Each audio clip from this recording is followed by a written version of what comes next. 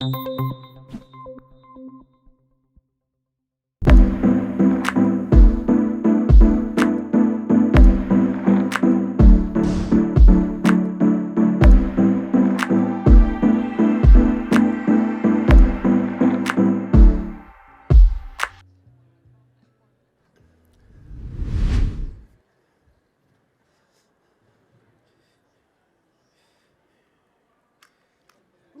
bright up here. Hey, everybody. Excellent. How are you guys? Thanks for coming out. How's South by EDU going for you so far? Yeah, this has always been one of my favorites. I go to a lot of education conferences. South by's definitely always been one of my favorites. I'm Brian Alexander. I'm the Chief Product Officer for Pathify. Pathify is a company that has a suite of products in the higher education space. We have sort of a traditional student portal, but more importantly, and what we'll talk about a little bit today, we have an engagement hub, and we have some student success offerings, we have some prospect community offerings. But one of the things I really love about South by Southwest is that this place, more than any other education conference, feels like a place where we kind of come together and collaborate and talk about ideas and share thoughts about best practices and the kinds of things that we're trying to do. So while I'll talk a little bit about how we're putting some of these things into practice at Pathify, really I want to talk about some of the ideas and the concepts that we keep in mind when we're trying to build community in higher education. And hopefully there are things you can take away and implement yourself. Obviously, I would love for you to come do some of those things with us at Pathify and work with me to build better products and help build communities. But if you have your own projects or you're doing vendor evaluations, these are the kinds of things I think you should really take a look at and think about when you're trying to bring ed tech onto your campus or into your institution. And so I want to talk just a little bit about sort of where I think we are and how we got here, how we lost some of our community and where it used to be. I'll talk a little bit about why I think it's important that we focus on community when we're building products and we're working on the digital campus, and then I'll share some ideas about what are the kinds of things to keep in mind when you're trying to implement that community and the things that we're trying to do. So to start off, let me get my next slide. Here we go. So I actually built part of this deck a few weeks ago for a customer event that we were doing at Pathify for all of our customers. And I was kind of telling a story because I am a product guy, and so what we like to do is tell stories. So I was going to tell this story about, a long time ago in a faraway place called Texas. I was a college student. That piece of the presentation falls apart a little bit because we're just right down the road from my alma mater. So a long time ago, just down the road, I was a college student at the University of Texas. And when I was there in the 90s, we didn't have all of these fancy tools that we have these days. I wish we had had them, but we didn't really have anything. We had the SIS. That was really the monolith system. And as a student, I didn't even know we had an SIS. I didn't know what that was. I've learned a lot about it since, obviously, being in ed tech, but I didn't really know about it. But all of my information was stored in here. Texas, if you want to think about technology, what Texas had back in those days, we had a phone enrollment system called TEX. That was really horrible. If anyone here is an alum from the University of Texas, it would hang up on you all the time, and you would be midway through your call. Text very famously at the end of your call said, "Thank you, goodbye, and good luck." And sometimes you would hear that goodbye and good luck at really inopportune times and have no idea whether text did what you needed. And so most of the time when we were enrolling for classes or going to clubs or something, we did something like this. So we all went, I signed up for classes in a gymnasium. We had tables that you would go get in line and you would sign up. And if you wanted to sign up for clubs, you did something like this. You went to the South Mall or to the Quad, and people had tables set up once a month to be able to sign up. And like I said, there weren't a lot of tools, and you had to wait in line, and you didn't really know what you were going to do. But there was this real sense of us all being in it together, because we were literally in the same room, and you could see which classes were popular by how long the lines were, or you could see which clubs people were signing up for by looking at which tables people were going to. And it was kind of a cool experience to build this community and feel like I was part of the University of Texas, and I knew the people around me. And so as tools have sort of come into place and replaced a lot of this, so we go from this SIS monolith to something that starts looking a little more like this. I'm not going to map out everything that we possibly do, and part of my other presentation mapped out how this grew over time, but I want to focus on the community pieces here. But having things where the SIS breaks apart into things like enrollment, dedicated enrollment tools, or CRM tools to be able to manage your prospects and manage your students, risk management and event management. The LMS came on and let it be where I didn't have to do correspondence courses anymore, where basically your instructor was your pen pal for a semester and you wrote letters back and forth, which actually did happen for a while for folks that aren't old enough to remember that. And so you could take online courses, and then even for your on-campus courses, the LMS became your homework component. You would go in there and participate in discussions and do those kinds of things. And then the LMS even got fractured to a certain degree, where homework systems like the My Math Labs or Alex or those kinds of things came along that became the homework for the homework tool, or chats or video chats or IV chatbots to do instant messaging, and those kinds of things came along. And so the whole system started to become pretty fragmented. And because, I'm a little grandiose sometimes, I like to call this the great fragmentation. So we went from the SIS, this one monolithic system that managed everything and it knew everything that was going on, to these and 100 more. Like anyone in here that's the CIO or in IT and higher education knows, this is just scratching the surface of what's out there. And we ended up in this place where none of these systems were talking to each other for a while. We had these great point solutions, and all of them were better than what came before them at what they did, their specific purpose, but none of them really talked to each other and shared information. And not only that, students sort of now had the responsibility for self-service. They had to figure out which of these systems they needed to go talk to and where they needed to go. And so people started thinking about this concept of, we need like a map so that students can find their way around. And that's where we came up with a portal. So your traditional student portal was kind of a map to all of these systems. I think that's a great way to think about it. And you could come in and say, okay, I need to enroll for courses. Okay, if I need to enroll for courses, here's the link to go to the enrollment tool to enroll for courses. Once I'm enrolled, I need to go to my LMS and take my classes and actually do my work. And students would come to the portal, they would find their link to the LMS, they would go to the LMS. There were also links to all these other tools and many more, tutoring, advising, like scheduling events, doing all of these things. But in the research that we were doing on the early portals, we were just sort of seeing this over and over. Oops, sorry. End of a semester, I enroll for the next semester, I go to class for a semester, that semester comes to an end, I enroll, I go back, and they're only really using those two tools. They're not taking advantage of all the other things that are available to them because we're in this self-service world and expecting them to define those things.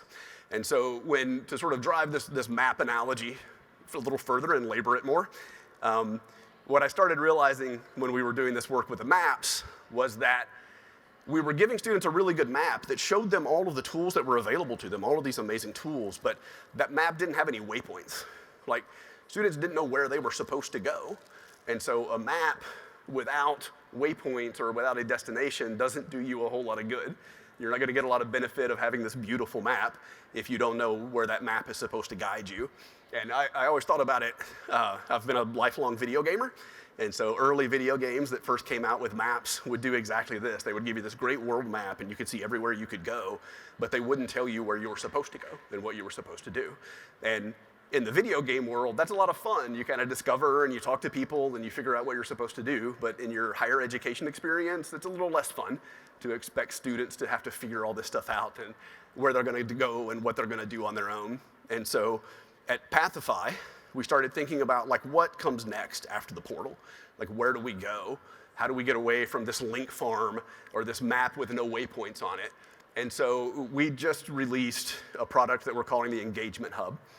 And so, as you can see here, instead of just floating above all of these other products, the Engagement Hub is something that pulls all of these things together into a single experience.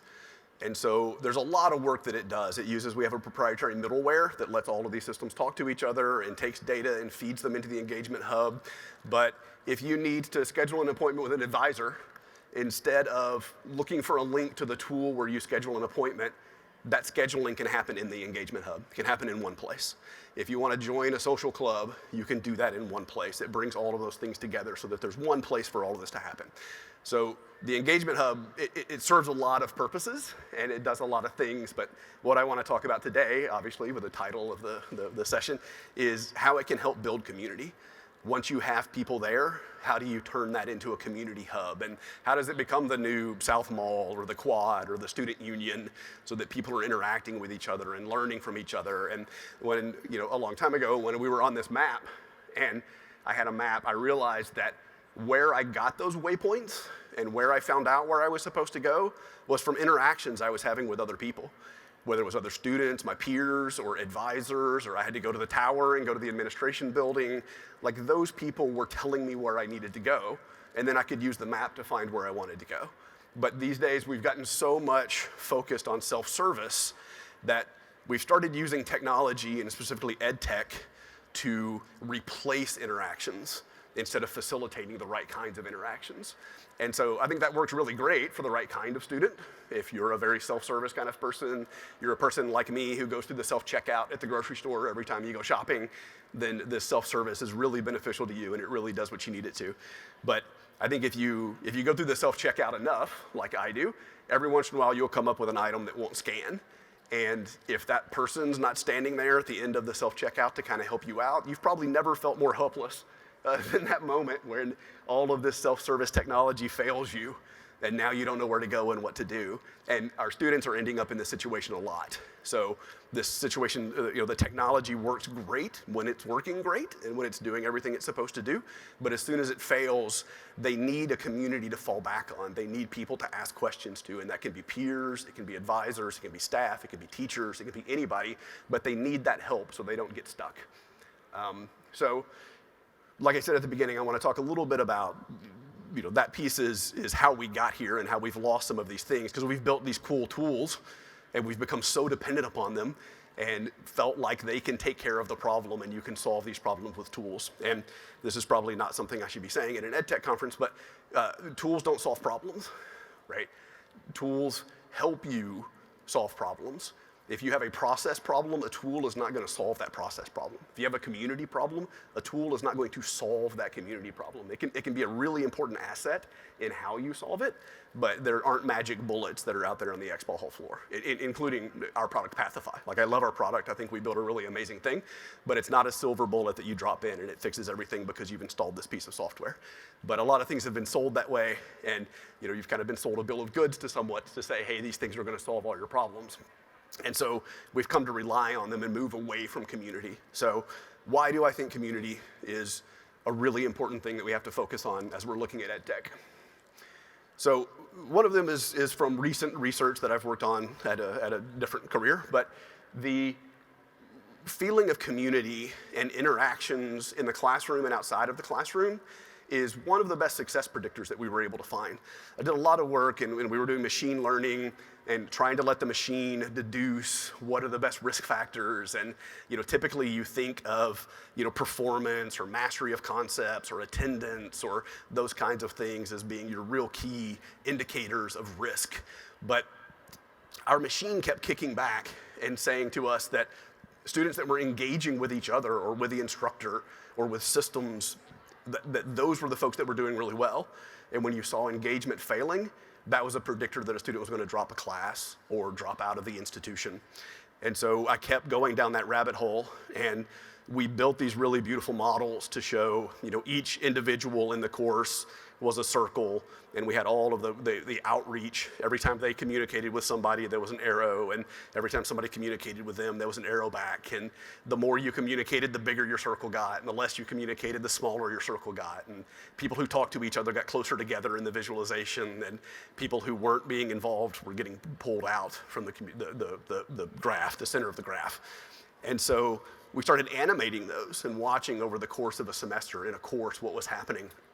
And you kept seeing these patterns develop where a student would reach out through threaded discussions in the LMS or email or direct messaging to the instructor, whatever the mechanism was. They would reach out and no response would come back. And they would reach out and no response would come back. And you would see 3 or 4 of these outreaches with no responses, and that little circle would just keep getting smaller and smaller and moving further away. And that student would eventually just pop right out the door. They would disappear, they would fail the class, they would drop the class, they wouldn't come back the next semester. And so this became one of our best risk predictors, and we started implementing that into the product that I was building at the time, and we saw like remarkable retention lift by looking at those students, not just focusing on academics or attendance or those traditional factors, but looking at what was happening here. One of the stories that I like to tell here is in my family, my wife, 2 kids, and my dog.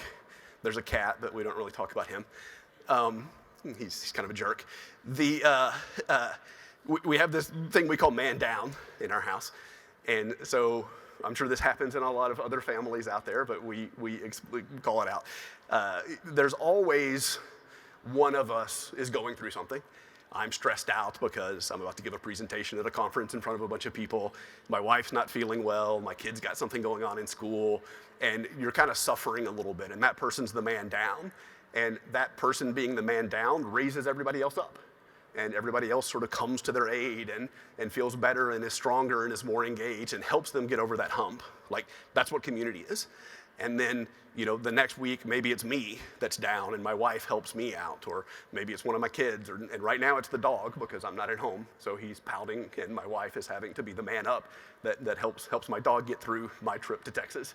But what happened here was I started doing exit interviews for these students that were dropping, from this graph that I was talking about before, and this common thread came up where they weren't struggling academically.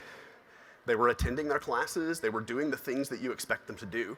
So risk models weren't picking them up because those are your traditional risk factors. They looked like they were totally fine. They were high-performing students, but they were dropping. And when I would interview them, I was hearing the same things over and over again.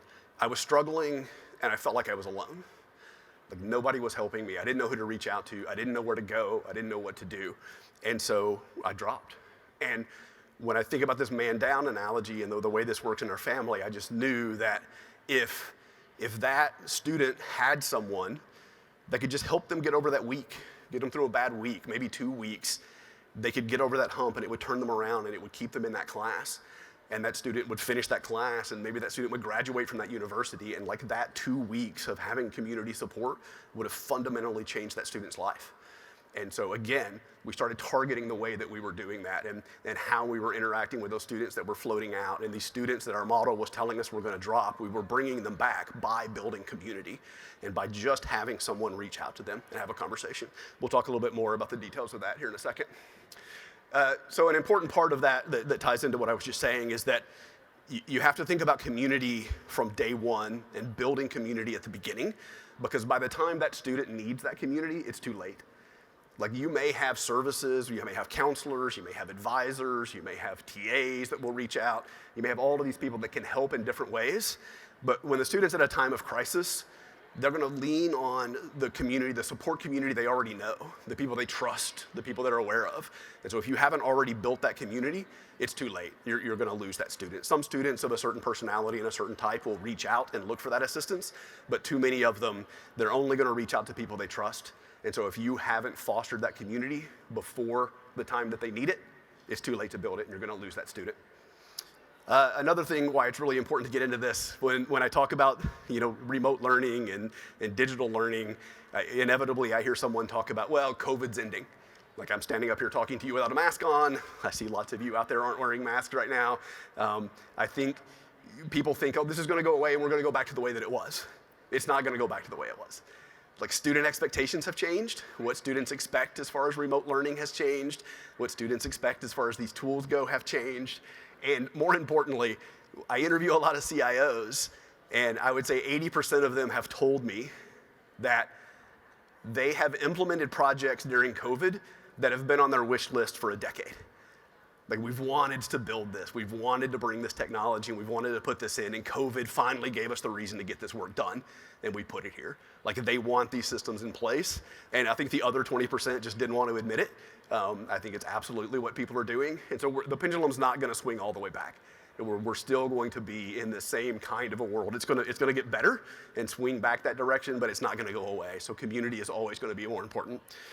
This peers have more impact this again comes from some of this research that I did before, where when I was looking at these little dots floating out and disappearing, we ran a lot of experiments where we said, okay, I'm going to have the instructor reach out to the student and try and pull them back in. I'm going to have a TA reach out and try and bring them back in, and I'm going to have one of my best students in the class reach out and try and bring them back into the conversation.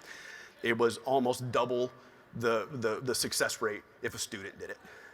Like, students respond to students. They respond to their peers. They respond to somebody's going through the same thing I'm going through, or they went through it. They know how I'm feeling. They really understand, and they can help me bring me back in. So when we're building community, we always want to think about peers. Obviously, there's a lot of work that you can do to train up peers and have peer counselors available. You don't want to just throw people into this and expect that they can handle the load of somebody who's in crisis. But training up the staff and having peers in the community, I think, is a very important thing to do. Another thing is it's very scalable. So again, if you're not relying 100% on your counselors and your advisors, you're having peers provide a lot of support. As your enrollment base grows, your support network grows.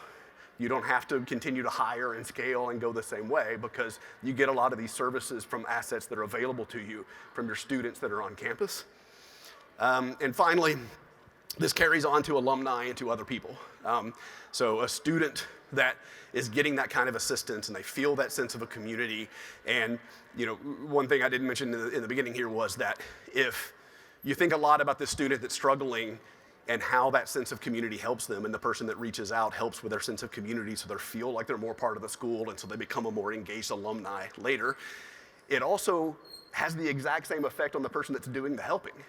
So the person that's actually reaching out and responding and helping lift that person up, they feel like they're more of a part of the institution as well. And they feel more engaged, and they feel like a representative of the institution. And so everybody involved in this community aspect is going to help, like, the tide rises all boats, right? Everybody's going to get highly engaged in what we're doing. So lots of reasons that we want to focus on building community here. So let's jump back one. So if we can sort of agree that community is something that's kind of gone away a little bit in the world that we live in, and that we want to bring it back, then we'll talk about a couple of ways that I think we want to focus on the things that we do if we're trying to build community, and how we're going to do it, and how we've done it in the Engagement Hub. I'll talk about some of these things as we kind of go through. But the first thing that's important to do is to focus on needs, student needs, because you need to get eyeballs on your platform. We build this community hub. It's a great place. It's the union. Everybody can come hang out and talk and collaborate with each other. But if students don't go there, you're not able to build a community there. So your first goal should be to get eyes on the platform and bring people in and have them engage in some way to be able to participate. And I was reading John Green's latest book, The Anthropocene Reviewed, which is fantastic. If nobody's read it, highly recommend it. The audio book is great. John reads it himself. It's always great to listen to John Green read his own books. But he was talking about this: since humans came to dominance, by far the most successful predictor of a species' success is how useful they are to humans. If a species is useful to humans, that species is going to survive. You're not going to face extinction from a useful species. If you can't be extremely useful to humans, your second base survival mechanism is to be cute. If humans think you're cute, you're probably not going to go extinct either. I think these apply directly to the success of software in your institution as well. You need to either be useful to your students, and if the absence of being useful, you need to be really cute. And if you can do both, then all the better. Like I did my Wordle this morning because it's super cute, and there's some social aspects that kind of go into bragging about how quickly you got your Wordle done. Like, Wordle's not a complicated thing. It's not super technical, but it just exploded because, number one, it gave us a little sense of community because we're competing with each other and we're playing around with what's going on, and it's kind of a cute little interface to play around with. When I interview students and I say what's important, my grades, my money, and my food. Those are the things I care about the most.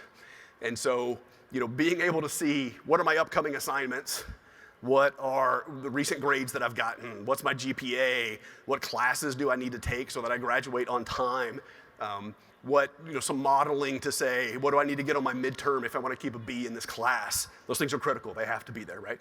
Again, they're not building community inherently, but they're bringing people to the platform so that you can leverage that platform for community.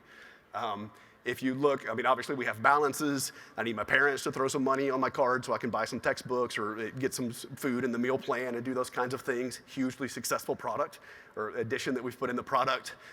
Top right is dining menus. Anyone out here, there's a couple I know of our competitors that do this similar type of work. Most of us will tell you that the dining menu is one of the most high engagement widgets we've ever built. If students are on campus and you're just telling them what's in the cafeteria that day to go eat, they're gonna go look at that every day. and spend some time digging into those things. So if you can find things that deal with grades, money, or food, you can bring people to your platform. And once you get them in the platform, you can leverage them as part of a community. Another thing that we did here is we built this digital ID, you can see down here on the bottom. And so that allows students to get into buildings. They can put their meal plan, like it's actually kind of a carousel, so you can switch through different barcodes.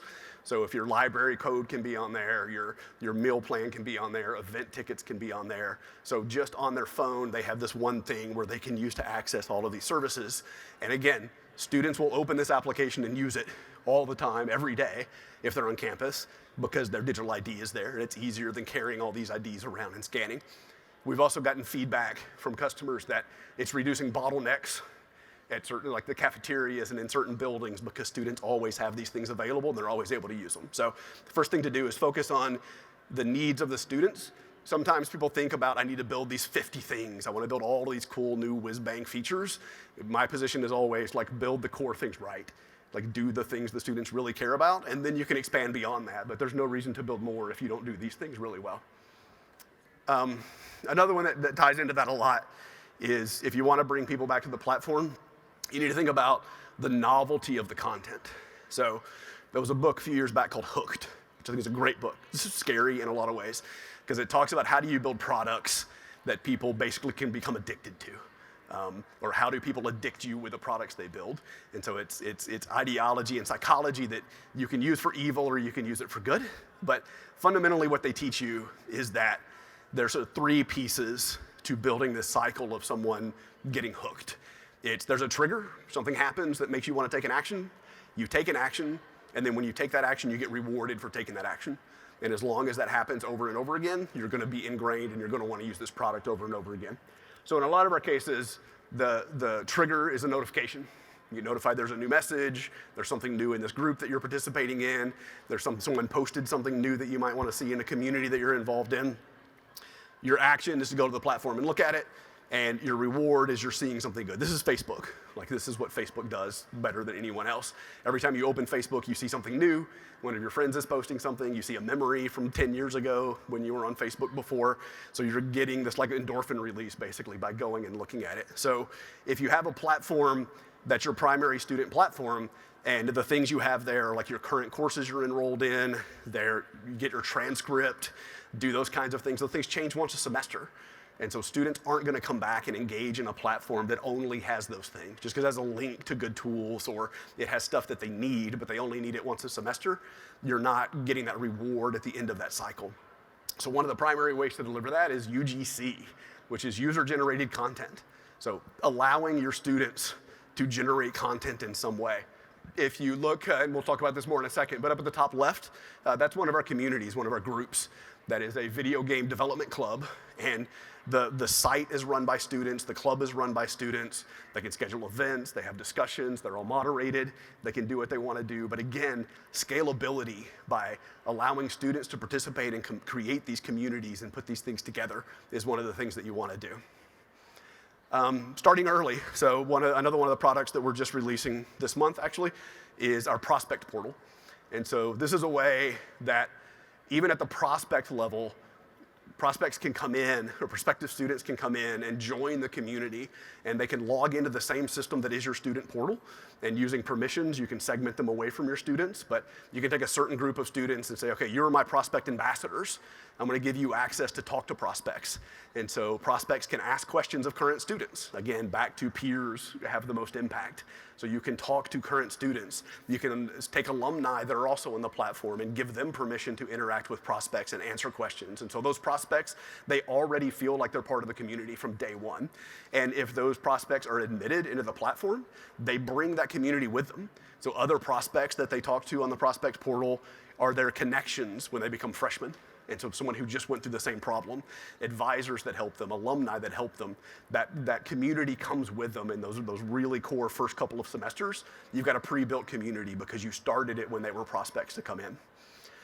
This Let Student Drive definitely goes back to a similar thing about this user-generated content. Like, don't be afraid to let your students create content on the platform. Lots of people shy away from that and stay away from it. Our platform, and any platform that does this well, will allow for moderation. Students can suggest groups and you can approve them or reject them. You can do it even at the post level. You can have much control over which posts stay on the platform and which ones leave. But letting students create content is a really important part to do, like owning this group that we just did here. Another important thing to think about when you're building community is synchronous versus asynchronous communication. Threaded discussions is very asynchronous. So I may post something today, you may respond tomorrow, I may respond next week. We have a conversation going on, but it's not in real time. And there's a very different feel to a real-time conversation from an asynchronous conversation. They're both important and you want to support both. But something like Discord, your students are on Discord, that's what they use. We use Slack for the business for the most part. But having that real-time back and forth, and Discord and Slack are kind of the best of both worlds because you can have a real-time communication, or if you come in later, you can see the history of that communication. So look for tools that support both asynchronous and synchronous communication, because I think it's a really critical part of building a strong community is being able to communicate in real time. It's really fundamentally different, and people don't think about that enough, I think.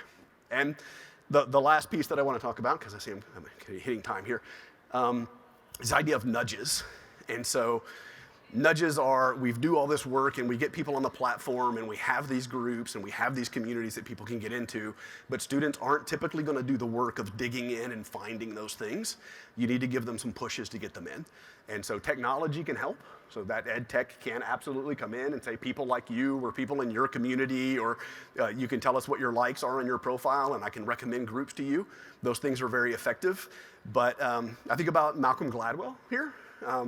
Who I think I actually saw Malcolm Gladwell speak here at this conference for the first time, like many years ago, just after Blink came out. But he has a book called Tipping Point where he talks about the law of the few. And again, he's just saying that once a product or a service gets the right 20% of people engaged, the 80% will follow. They'll come along. So you just have to know who those trendsetters are. And so I'm working with companies right now that develop these algorithms to understand who are these trendsetters. How do you identify the people on your campus that you want to bring in and be your advocates and be your evangelists for these community platforms? And once those people are there and they're advocating for them, everybody comes on and joins the platform. So again, it's targeted efforts to make sure that you're reaching the right people and having these people help you bring people into the community. So again, the tool and the platform that supports communities, and you can build these groups and you have a Discord integration so you can have that, that's all great. But it is necessary, but it doesn't solve the problem by itself. You need these advocates, you need this content, you need these things that bring people to the platform. So never think about it as just a tool solution. Think about how do you use the tool and how do you leverage it and how do you get people there. I am at time, so I know that's most of what I want to kind of get across. I am going to be over at the Pathify booth today and tomorrow. So if anybody wants to come by and ask questions or share feedback or talk about things that they've learned in this same space, things that have been successful for you or not been successful for you, I would love to hear it. You get a demo of the product while you're over there. My sales and marketing team will be mad at me if I don't mention that we're doing demos too. But I would love to just chat a little bit and talk and learn more about where you're seeing these problems and how you're fighting to solve them so that I can build better products that can help you do what you need to do. And if you want to collaborate and join me as an advisor, like an advisory committee that can give advice to how we build these things going forward, I am 100% open to that. I build these things based on feedback I get from folks like yourself. It's not just my ideas of what I think will work out there. I always want to be talking to you and getting that feedback. So please visit me at the Pathify booth when you have time, and let's talk more. Thank you. That's all I got for you.